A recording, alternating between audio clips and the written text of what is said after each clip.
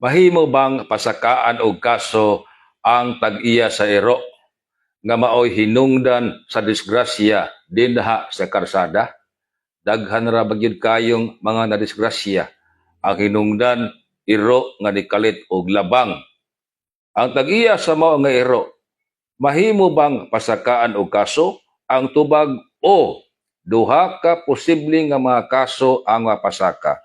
Una, under Section 5, Paragraph C sa Anti-Rabies Act of 2007. Unsay giingon sa balaod, ang tag-iya sa ero kinahanglan responsable gyud.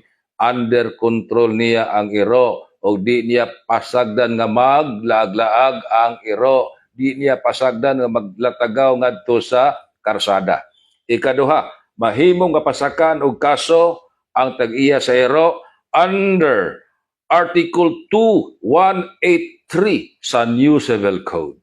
Unsay giingon sa balaod, ang tag-iya sa hayop kinahanglan responsable gayod sa iyang hayop, dili siya magpasagad. Kinahanglan iyahang himuon ang tanang pamaagi nga dili makadisgrasya iyang hayop.